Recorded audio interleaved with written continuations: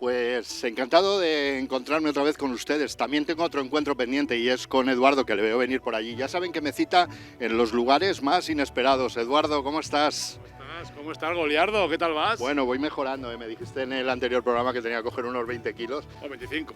25, bueno, van 250 gramos que no... Muy bien, bueno. muy bien, muy bien. Le decía a nuestros telespectadores que hola. me citas siempre en los lugares más inesperados y desde luego más encantadores. Este es un sitio encantador. Nos has traído aquí para hablarnos de una casita que yo de momento no veo. Bueno, la casita del Borgoñón, ¿verdad? Hay que buscar una casita en este bosque increíble en el que estamos, en el bosque de Balsaín, ¿no? En el Parque Nacional de la Sierra de Guadarrama, en la Reserva de la Biosfera, pero bueno, en el siglo XVI, ¿no? Vamos a movernos, ¿verdad? Claro, porque estamos en el siglo XXI. Actualmente en el Real Sitio San Ildefonso. Pero en el siglo XVI, ¿esto qué era? El Concejo de Segovia. Estaríamos en el Concejo de Segovia, en los bosques de Segovia, dentro de lo que se conocía como el Bosque o Pinar de Balsaín, que era uno de los bosques que administraba ese concejo y que disfrutaba de sus riquezas y de las ventajas que tenía la pesca, la caza y la madera y el pastoreo, ¿no? Bueno, el disfrute para todos los vecinos en aquella época de todos estos recursos. Sí, bueno, ten en cuenta que el término de Segovia estaba dividido en sexmos, estaba dividido en espacios que gobernar, pero también que explotar. Por tanto, los beneficios inherentes a este espacio eran recogidos por el Concejo segoviano y, por tanto, redundaban en cada uno de los vecinos. Me gusta mucho que nos cuentes eso porque conectamos con el programa anterior, que estuvimos hablando de los sesmos precisamente, y hace que nuestros telespectadores y yo vayamos aprendiendo. Entonces, disfrute de los recursos. Hablaba yo de una casita, la casita del Borgoñón. Sí. Yo de momento solo veo allí arriba una construcción que supongo que no tiene nada que ver. No. Lo que estamos viendo es el puente de los Canales, que es como se llama actualmente.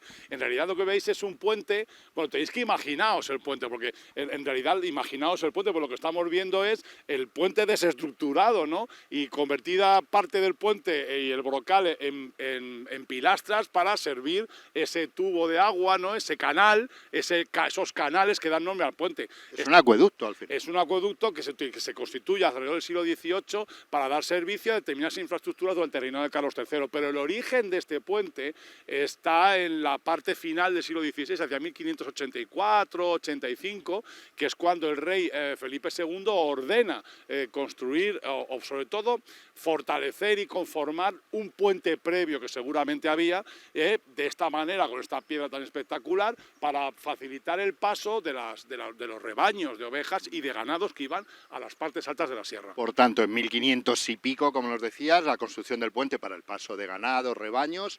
Después, en el siglo XVIII, se transforma en acueducto. Sí. Entiendo que por necesidades. Sí, para usos propios de la explotación de animales. Luego ten en cuenta que un poco más arriba, a principios del XIX, que no lo vemos desde aquí, se constituye el primer aserradero en España que utiliza fuerza del agua, la fuerza del agua para poder mover esas máquinas que tronzaban, cortaban, cepillaban la madera, es decir, el primer aserradero mecánico, ¿no? Que es uno de los corazones industriales de Balsaín. Pero no hemos venido a hablar de esto, ¿vale? No, por eso hemos venido a hablar de otras historietas, sí, como siempre nos gusta contar, y quiero que nos ubiques por qué partimos de este puente para luego conocer la casita del Borgoñón. Porque mira, justo a partir de este puente empieza una zona que en Balsaín se conoce como el parque. ¿Vale? Entonces el parque se refiere a todo el entorno que había alrededor de esta casa. Esta casa que vamos a ver es probablemente el origen de la presencia real, de la realeza, de la monarquía, en el Valle de Balsaín y en la Nava de San Ildefonso. Y es, por tanto, el origen de esa conexión que tiene el Real Sitio de San Ildefonso. Es ese germen donde nace la idea de un Real Sitio. Por eso es importantísimo nunca olvidar que detrás de este puente, más allá del parque, está la casita de aquel Borgoñón que consolidó la idea de la presencia de la monarquía en este bosque alucinante.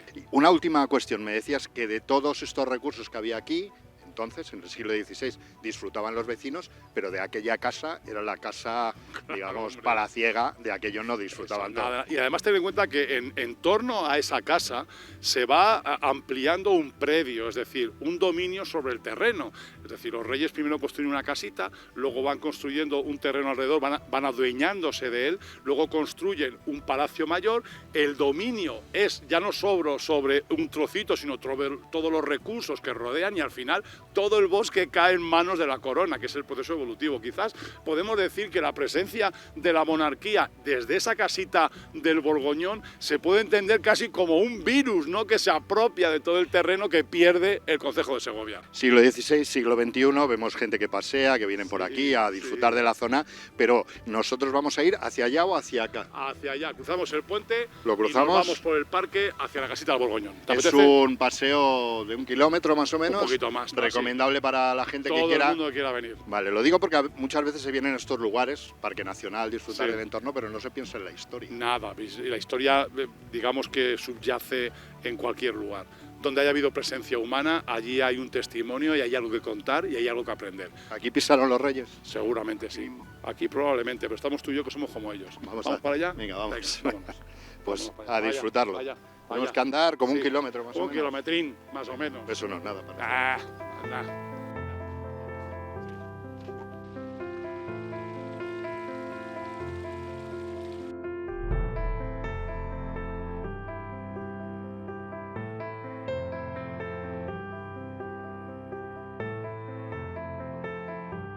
Bueno, la verdad es que aprendemos de historia y damos envidia a nuestros espectadores que pueden venir aquí, que es un sitio, como decíamos, para disfrutar de los recursos. Hacemos parada aquí porque me has hablado de los Tres Robles. De los Tres Robles, bueno. Es un lugar típico de Balsaín. Aquí vienen los vecinos de Balsaín y de la pradera de Navalorno y del Real Sitio en general, pues venían a bañarse, a usar el río como recreo, ¿no? Vale. Permíteme que te diga que sí, que podemos contar 3 robles. 1, 2, 3, 4... Y tengo aquí un hermosísimo 5. Por lo menos 5. Explícame un poco eso. Bueno, es que aquí en el Real Sitio contamos como nos da la gana. Entonces, 3 robles y punto. Y punto, no vamos a discutir esto, 3 robles. Bueno, ¿por qué elegimos este paraje? Para enterarnos de por qué o de quién. Vamos a hablar primero de quién llegó aquí. La primera presencia real. ¿Qué rey fue el primero que puso los pies aquí? Pues mira, hay como una especie de hay como 2 historias, ¿no? Dos historietas. Una historieta y la historia. La historieta dice que el rey Alfonso X el Sabio se construyó una casa en el bosque de Balsaín y que venía con frecuencia a habitarla. Pero documentalmente es imposible de demostrarlo. Lo dicen algunos historiadores locales, lo dicen algunas fuentes, pero que son fuentes secundarias, terciarias, ¿no? No lo dice la documentación original. No encontramos un documento que nos diga... No hay nada escrito. No hay nada escrito del propio rey, que, por ejemplo, que emitiera un documento desde la Casa de Segovia. El primer rey que podemos decir que estuvo realmente aquí y que construye un edificio es Enrique III, que es un rey ya de la dinastía Trastámara, ¿no? Una dinastía diferente a la que era Alfonso X el Sabio. Es cierto, por ejemplo, que Alfonso X, a principios ya del siglo XIV estoy hablando, por aquí venía a cazar y de hecho la primera descripción que hay física de todos estos montes y de la caza que había es en el libro de Montería de Alfonso X y no hace referencia a ninguna casa. Alfonso X vivió después que Alfonso X, como es lógico, ¿no? Por tanto, hemos de entender que si Alfonso X no habla de su casa, la casa de la dinastía o la casa real del bosque de Segovia, es que no la había, ¿no? Probablemente entonces tenemos que irnos hasta Enrique III, uno de los que reformó en profundidad el Alcázar de Segovia, que decide construirse una casita, un cazadero, suelen decir. Era un rey muy enfermo, se llama el Doliente, porque padeció muchas enfermedades y murió muy joven, ¿no? Entonces se puede entender que vino aquí porque el aire era mejor para él. Probablemente vino aquí para establecerse y empezar a aprovechar los recursos económicos de este lugar. O sea, yo te iba a preguntar precisamente porque me intrigaba por qué eligió Segovia, es muy grande, podría haber elegido cualquiera de los municipios que todos conocemos, en todos hay aire puro, y por qué concretamente este. No sé si por la cercanía a la capital, digamos, o porque lo eligió, precisamente decías tú, por esa enfermedad continua, por esas dolencias, aire puro, cercano. ¿Por qué? Sí. Pues mira, yo aquí me tengo que remontar ahora sí a Alfonso X, y es por qué la presencia de la monarquía castellana en este entorno. Básicamente por un conflicto que hay a mediados del siglo XIII entre el concejo de Segovia y el concejo de Madrid, que está ahí justo al otro lado de la sierra. Había un enfrentamiento por la explotación de los pastos de altura. Sabes que en verano, cuando todo está en estío, en las partes altas de la sierra, la hierba, el forraje, la comida de las bestias es mucho más fresca, el agua es mejor, es decir, no necesitas almacenar ese alimento, sino que lo da la naturaleza. Entonces había un conflicto permanente entre los rebaños del Concejo de Madrid que cruzaban la sierra y venían al término de Segovia. Y cuando digo un conflicto es que se liaban a palos, es decir, pero a palos de verdad. Y tuvo que mediar el rey Alfonso X en esta disputa para establecer los límites de hasta dónde podían venir los animales, los rebaños madrileños y hasta dónde podían llegar los segovianos. Y dio derecho y franquicia al Concejo de Segovia para cobrar por el uso de esos pastos, un impuesto que se llamaba montazgo, ¿no? Que es la razón por la que los caballeros de Segovia empezaron a traer aquí gente para proteger estas partes del bosque que dividían en cuarteles, en cada cuartel un caballero, y con cada caballero había como 20, 22 peones que eran los que vivían aquí, y establecen una población permanente, no una casa o no una ciudad, no una pequeña población, sino de forma dispersa, ermitas por aquí, casas por aquí, rebaños por allí, y eso es probablemente ese flujo económico que desarrolla este bosque es lo que atrae a los reyes. Por tanto, desde finales del siglo XIV, el rey Enrique III ya tiene una casa justo allí, donde está la casita de nuestro Borgoñón. Que la estamos casi viendo, ya la vemos al fondo. Sí, ¿no? justo ahí vemos los restos de aquella casita, pero bueno, si te parece, seguimos caminando, cruzamos el río Balsaín, que es como me gusta a mí llamarlo, y no río Eresma, el río Balsaín, cruzamos el río Balsaín y nos vamos hasta el lugar donde se desarrolló todo el proceso histórico en torno a esa maravillosa casita del citado Borgoñón. Bueno, quédense con este lugar, los tres robles, no los cinco, los tres, que son tres. Fíjense los tres y nos vamos. Vamos a ver la casa de la casita del Borgoñón. Del Borgoñón. Menuda casita, menudo elemento. Menudo elemento y menuda casita. Menudo pastizal que se gastó. Menudo chale.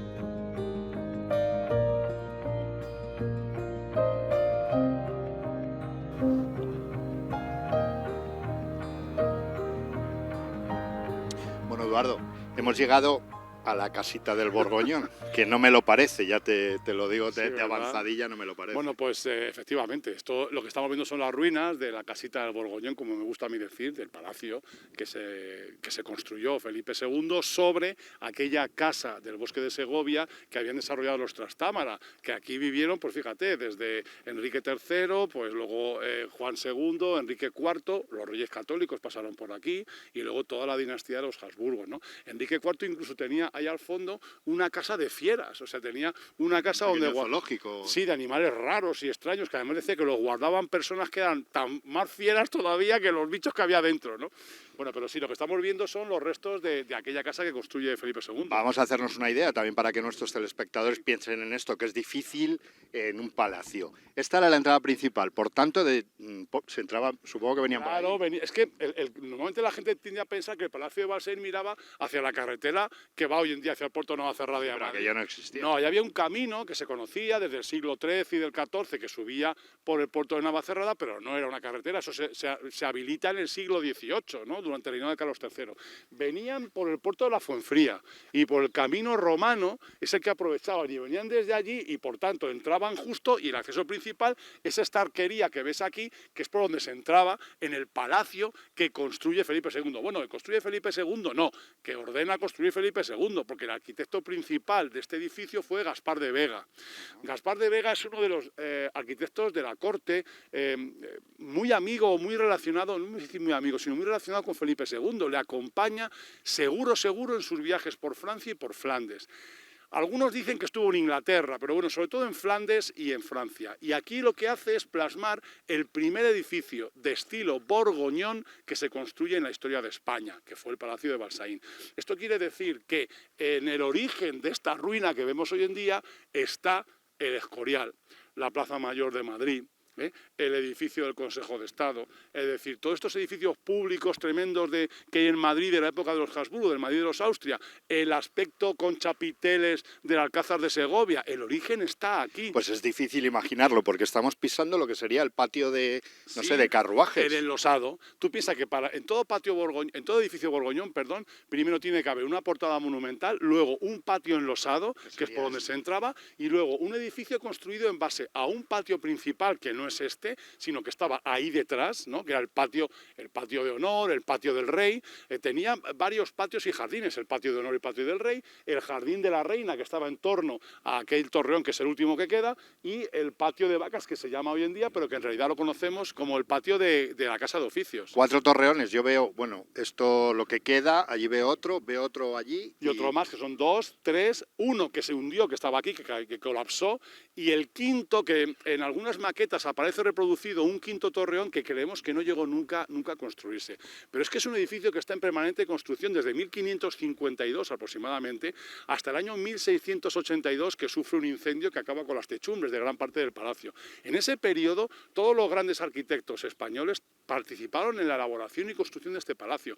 Una referencia. Claro, desde Gaspar de Vega, por ejemplo, pero también Alonso de Covarrubias, también estamos hablando de Juan de Herrera, de Juan Bautista de Toledo, que todos son conocidos por el Escorial, por el convento de Santa Cruz en Toledo, por multitud de edificios, ¿no? Que son emblemáticos, y todos pasaron en algún momento, Juan Gómez de Mora, todos en algún momento pasaron por este palacio reconstruyendo, construyendo y creando una realidad sobre aquella pequeña casita que habían levantado los Trastámara. Se lo voy a preguntar ahora mismo, lo del incendio, porque ha citado un incendio Eduardo y te voy a preguntar, quizá muchos en casa estén diciendo, ¿y desde aquel incendio esto entró en declive? No, se reconstruyó. En el siglo XVIII, Felipe V, cuando cambia la dinastía, busca un lugar donde construirse una casa y jubilarse y dejar de ser rey para que sus descendientes, sus hijos, asuman la corona, ¿no?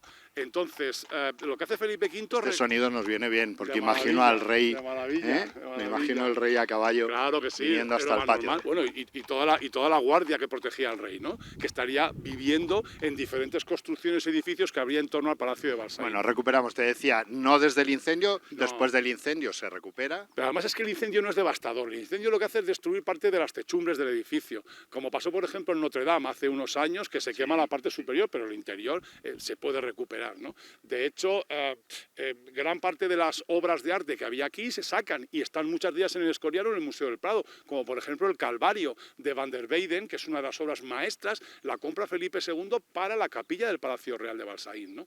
Entonces lo que te quiero decir es que ya Felipe V reconstruye una parte importante del palacio. ¿Para qué? Para utilizarlo él mientras se construye el Palacio de la Granja. De hecho, cuando el embajador del rey de Francia, el Reino de Francia, viene a comunicarle que el Consejo Real le ha descartado para ser rey de Francia a Felipe V, él está en Balsaín, que de hecho no quiere ni verle, le echa a Segovia y no le da alojamiento en Balsaín ni en ningún lugar cerca de él, porque se ha enfadado con el condenado embajador que le ha dicho que no va a ser rey de Francia, ¿no? Pero luego, posteriormente, el edificio se vende a mediados del siglo XIX, en esos problemas que tiene la sociedad española, sobre todo la monarquía, falta de dinero, de recursos, lo que hace es vender las posesiones que tiene, ¿no? Y venden el Palacio de Balsaín y cae en manos privadas y se recupera completamente el palacio. No hay más que ver, por ejemplo, las acuarelas que hace Martín Rico en la década de los años 70 del siglo XIX, que está perfectamente conservado el Palacio de Balsaín. Podemos hablar incluso de las gentes que vivían aquí, de cosas que ocurrieron en el Palacio de Balsaín. ¿Te parece que entremos? Vamos al patio de vacas y damos un poquito la casa de oficios. Vamos a situarnos todavía más en el día a día de ese palacio, claro. Esa casita del Borgoñón convertida del Borgoñón en de palacio. Felipe II, menudo palacio, menudo casoplón que se hizo el tío. Patio de vacas. Patio de vacas es como le llamamos Vamos ahora. A situarnos, seguimos haciendo historia, recorriendo la historia, y tú y yo nos sentamos aquí, nos asentamos aquí como personajes de esa historia, de aquel siglo XVI. Sí, señor. En el día a día aquí vivían los oficiales, digamos, que estaban al servicio del rey. Los funcionarios que más apegados, más unidos al proceso de gestión y administración del reino. Es decir, no vivían los sirvientes, no vivían los que cocinaban, limpiaban, que esos probablemente vivieran en las buhardillas, en las partes altas del edificio, como ocurre en todo palacio. En la parte alta, bajo techo, bajo cubierta, viven los más desgraciados, ¿no? Pues en este caso, pues los pobres gentes que trabajaban limpiando, es decir, el nivel 1 de servicio del rey, ¿no? Pero permite mi ignorancia de Goliardo, que me cuesta mucho trabajo pensar que esto era un lugar real, según está ahora mismo, y un lugar en el que, si vivía el rey, pasarían cosas importantes, ¿no? Pues lógicamente, tú piensas que Felipe II, podemos decir que fue el rey que mayor poder acumuló en la historia de España y probablemente en la historia de Europa, ¿no? El rey con más poder y vivía en este lugar. Sí, pero no como está ahora, evidentemente. No era un palacio alucinante, no era un palacio que era absolutamente magnífico, era un prodigio para aquella época, no era un símbolo del poder del rey. Aquí, por ejemplo, nació su hija Isabel Clara Eugenia. nació, además que casi la costó ponerse de parto a la reina Isabel de Valois. Hicimos un programa sobre ella en primera temporada, el malparto de la reina Isabel, el malparto de la reina Isabel de Valois, ¿no? Y Isabel Clara Eugenia nació aquí. Pero, por ejemplo, las fiestas de la boda, de la última boda de Felipe II con Ana de Austria, que se verifica en el Alcázar en Segovia, las fiestas, las bodas, tornabodas se realizan en el Palacio de Balsaín. Y también es muy interesante que en 1572 se firman las ordenanzas llamadas de Felipe II, que son el conjunto de leyes que se utilizan para gobernar las Indias occidentales, es decir, el Nuevo Mundo. Es decir, aquellas ordenanzas para la conquista, el asentamiento, la población y la gestión y administración de las Indias, se firma aquí, se promulga ese documento aquí, que luego se termina de dar cuerpo y finalizar en San Lorenzo de la Escoria, en el monasterio de la Escoria. Felipe II es el inicio de este palacio increíble, pero luego el palacio va a seguir existiendo hasta ese fatídico año de 1682, que Carlos II, partiendo, cuenta la leyenda, que partiendo del Palacio de Balsaín ve iniciarse el incendio ya llegando al puerto de la Fuenfría, lo cual no es más que es un dime y un direte, ¿no? Básicamente, en ese momento, digamos que colapsa la utilización del Palacio de Balsaín como centro de poder normalizado, ¿no? Como hemos dicho, evidentemente, los Borbón lo van a utilizar. Y Carlos III, por ejemplo, a Carlos III le regalaron un elefante que se lo trajeron de Borneo y lo alojó aquí en Balsaín, en el palacio, ¿no? Bueno, eso sí que es una historieta. Magnífica. Podemos hacer alguna historieta del elefante de Balsaín. Bueno, entonces, lugar de referencia arquitectónica, nos lo contabas antes, lugar de referencia de poder, que continuó, que yo no sé si a partir de ese momento podríamos datar el origen de la población que hoy en día está en el exterior. Bueno, yo creo que el colapso en sí del palacio en 1682 conduce al no establecimiento o asentamiento de una población fija. Aquí siempre ha vivido gente desde aquel momento, pero no se constituye la necesidad de crear un municipio. Eso va a ocurrir cuando ya se construya el Palacio de la Granja, cuando aparezcan industrias, como por ejemplo la Real Fábrica de Cristales, ¿no? o los talleres asociados a la misma, que provoquen un intercambio económico, más la presencia del rey, la necesidad de constituir un municipio con un ayuntamiento que no llegará hasta 1810. Pero aún así, en el origen de todo el poblamiento de este valle, en el origen del poder real, en este lugar está, en primer lugar, en primera posición, el maravilloso Palacio de Balsaín. Yo le pido a nuestros oyentes que cuando vengan aquí, por favor, cierren los ojos e imaginen un lugar maravilloso, que vean esas reproducciones del Palacio de Balsaín y que entre estas piedras caídas, estos berrocales destruidos, los sillares abandonados, las torres desmochadas, que en todo ello intenten adivinar, intenten descubrir la grandeza de un edificio que fue único en el mundo. La casita del Borgoñón, que hoy hemos conocido. Algunos secretos me tienes que contar, como no, con una copita de vino. Yo creo que ya y toca. Alguna vianda que ya toca, ya porque toca. Quiero conocer yo ese paso, si te parece, nos vamos yendo hacia allá, ese paso a propiedad privada. Sí, ahora hablamos eso, pero con un vino en la mano. A ver qué ocurrió y por qué hoy está como está todo. Sí.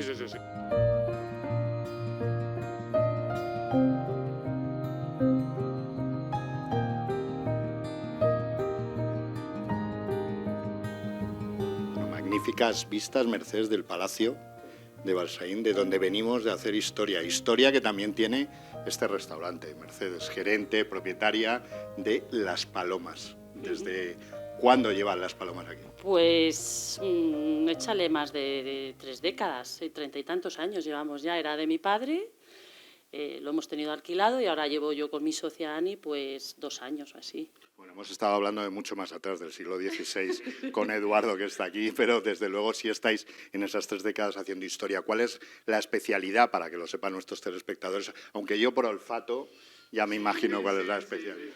Pues nuestra especialidad, claro, es el cordero y el cochinillo, nuestro horno de leña, que le hacemos desde las 9 de la mañana y a horno lento, poquito a poquito, y claro, y también vendemos mucho rabo de toro.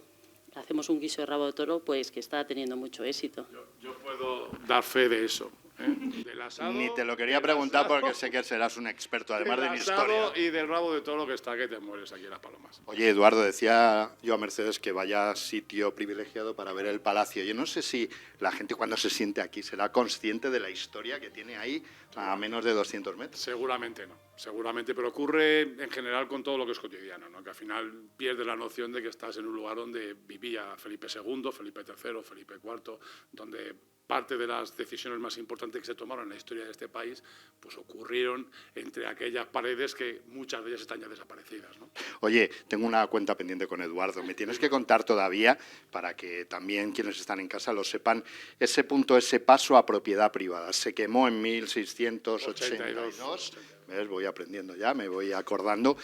Pero se volvió a reconstruir con una intención de explotarlo, digamos, de alguna manera. Hablaba yo de un posible mesón de aquella época, pero Sí, bueno. un hotel, probablemente un hotel, una instalación hotelera. Me dice, a mediados del 19, cuando se vende ya pasa a manos privadas. Efectivamente, ese es el objetivo, ¿no? Es decir, vender, deshacerse de un inmueble que no utilizan los reyes y darle la posibilidad de que se utilice como una fuente de ingresos de carácter privado. El problema es que en el momento en que se hace, que es a mediados del siglo XIX, ya hacia la década de los 60, pues esto tiene un problema muy evidente, ¿no? Y es que España es una locura en ese momento, ¿no? Es imposible estabilizar un negocio, es imposible estabilizar cualquier cosa, porque en la 68 revolución, los Borbones fuera, llega Amadeo I, la monarquía liberal, luego llega la República, luego golpe de Estado, luego dictadura, luego otro golpe de Estado. Luego... Entonces, ese proyecto fracasa. Y el palacio queda, pues, probablemente ya en una fase casi de abandono, ¿no? Y es en ese momento, ya a finales del siglo XIX, cuando la reina María Cristina Habsburgo-Lorena, la mamá de Alfonso XIII, es la que compra de forma privada. Compra a título personal. A título personal, compra el palacio y dedica una parte del palacio a una escuela para niñas, una escuela de primeras letras para niñas que probablemente fuese la primera escuela infantil que hubo en Balsaín, ¿no? Bueno, eso de compra a título personal, supongo que los ahorros saldrían de algún sitio. Pues del erario público. Lo que pasa es que tenemos que demostrarlo con documentación, pero es más que evidente, ¿no? Yo no creo que los reyes tengan una hucha mía y una hucha de todos, ¿no? Sino que hay una interconexión clara y evidente, ¿no? Bueno, entonces, escuela infantil durante unos años, eso es lo último que se conoce, que se sabe, el último uso que se le dio. Sí, porque luego a partir de allí ya el edificio va pasando de unos familiares a otros, va pasando de unas sociedades a otras, se va comprando, revendiendo, recomprando, y al final el edificio entra en una fase de destrucción clara y evidente, ¿no? En 1928, durante la dictadura del general Primo de Rivera, se llega a la conclusión de que el Palacio de Balsaín debe ser protegido o desaparecerá. Y es cuando se le declara bien de interés cultural. Etiqueta de Vic que tiene hasta el día de hoy. Antes que el Palacio de la Granja, para que te hagas una idea. Y sin embargo nadie ha empleado esa potestad para protegerlo, el Estado sería. Claro, nadie ha utilizado el recurso que da en sí la declaración de Vic, el recurso jurídico, para protegerlo o por lo menos quitárselo de esas manos privadas. A día de hoy sigue en manos privadas, porque mucha gente ve el Palacio de Balsaín y dice, pero ¿cómo es posible que el Ayuntamiento, que la Junta de Castilla y León, cómo es posible que el Estado mantenga una joya como era esto, como hemos dicho, un edificio único en el mundo? Pues porque no es del Estado. Porque de por medio tiene que haber un proceso, evidentemente, de expropiación que probablemente es lo que estén esperando los dueños. Déjame que te diga, para terminar, que he disfrutado mucho del programa, Eduardo, aprendiendo, como siempre, de lo que nos cuentas y de la forma de contarlo, pero me queda un sabor agridulce que me voy a intentar quitar con este vinito y la tortilla que tenemos aquí, pero un sabor agridulce porque hemos estado en un lugar, referencia, decíamos, arquitectónica, referencia histórica, pisando sobre ruinas, y es una verdadera tristeza sentir que eso está abandonado. Bueno, pues es que ¿sabes qué pasa? Que en este país tenemos un problema en general con el patrimonio histórico. Es un país que va perdiendo población, va perdiendo entidad en el entorno rural y todo ese patrimonio histórico que está asociado a ese entorno, a esa ruralidad, ¿no? Pues se va perdiendo y va desapareciendo sin remisión. El compromiso de la sociedad debería estar orientado básicamente a proteger, preservar y conservar edificios como este. Que los vecinos seamos capaces de, cada vez que damos un paso por Balsaín, además de alucinarnos con la maravillosa sierra que tenemos, ¿no? El bosque increíble, ingente bosque de Balsaín, que además seamos capaces de adivinar que aquí ocurrió la historia, aquí transcurrió la historia, que somos testigos de la historia gracias a un edificio como este, y con ese compromiso intentar sacarlo adelante. Oye, que votamos todos, y que el Estado puede tomar esa responsabilidad. Lo declararon Vic hace casi 100 años. Bueno, pues que ahora se ejecute de una vez. Bueno, pues hemos disfrutado y les hemos traído hasta la historia, como hacemos en cada capítulo, a nuestros telespectadores. Permítannos que ese sabor agridulce, con ese abandono de la historia, lo contrarrestemos, como dices tú. Y el próximo capítulo ya veremos. Vero, por favor, tu copita por aquí, así que vamos a hacer ese brindis por Balsaín. Venga. Por la historia, por quienes nos ven cada semana y por la historia. Cómo mola Segovia, ¿eh? Si es que Segovia mola realmente. Y los segovianos mucho más por y ustedes. Los de Balsaín ni te cuento, ni te cuento. ¿Eran 3 robles o 5 robles? No, Sí, 5.